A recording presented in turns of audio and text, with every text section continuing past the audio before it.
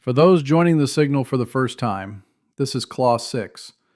I've spent over 30 years practicing logistics in the Department of War and as a civilian in the National Security Engineering Center. I started this watch because the sanctuary of the rear area is dead, and the era of uncontested logistics ended while the bureaucracy was sleeping. We are here to bridge the gap between legacy iron and autonomous lethality. Today is Thursday, February 19th, 2026, and this is the Contested Logistics Analytic Watch. Clear your lines. Section 1, the Global Pulse.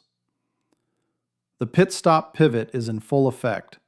Navy and Marine units are operationalizing EABO fuel nodes, turning remote Pacific islands into lethal hot pits for forward-deployed F-35s.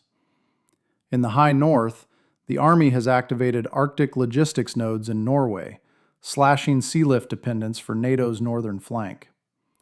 This coincides with Exercise Cold Response 26, where 25,000 personnel are currently testing the limits of cold weather sustainment. Simultaneously, the CDAO has gone live with post-quantum cryptography to lock down our supply data. We are finally countering the harvest now, decrypt later strategies of our adversaries by moving toward a hybrid cryptographic architecture. At sea, the IMO warns of commercial vessels going dark near choke points through AIS spoofing.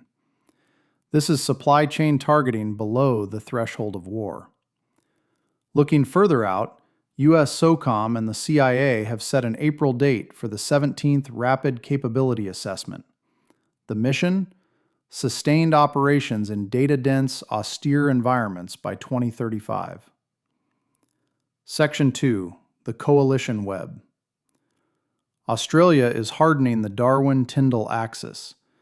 The RAAF Tyndall facility is undergoing massive bulk fuel upgrades to provide survivable refueling for coalition air power, a critical denial strategy for the archipelagic arc.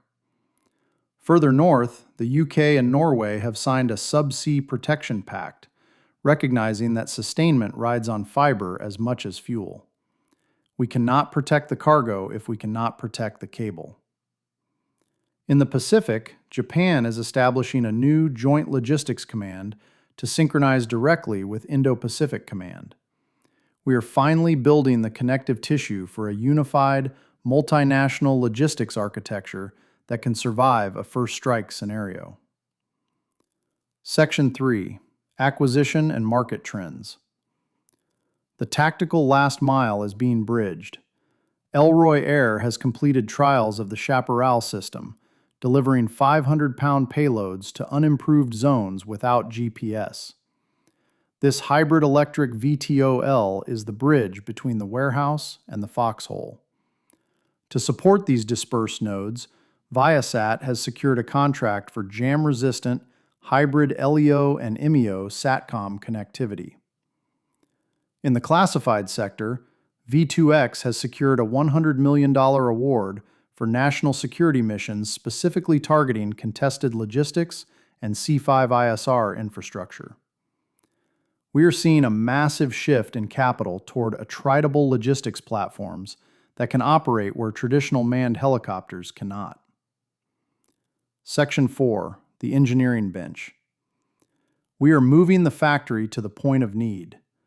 Firestorm Labs and Orca have launched the Firestorm Squall, NDAA-compliant FPV drones built using containerized additive manufacturing. This allows us to print and deploy drones in the field, effectively ending the long, fragile supply chain for small unit ISR. Supporting this operational tempo, Honeywell has secured a $150 million award to bring AI-driven predictive maintenance to our transport fleet. By integrating advanced sensors, we can now predict engine failure 50 hours before it happens, keeping our logistics birds in the air during high-intensity conflict. Section 5, Policy and the Toolbelt. Fuel is now a weapon system.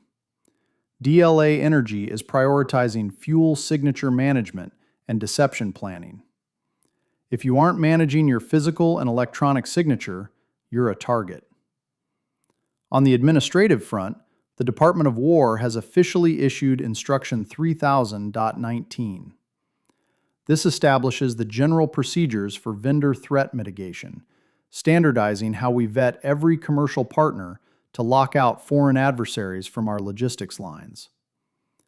Finally, under NDAA Section 1522, logistics under fire training is now a mandatory requirement.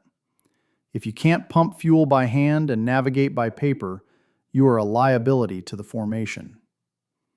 Reminder: get out of the shadows and keep spreading the contested logistics word.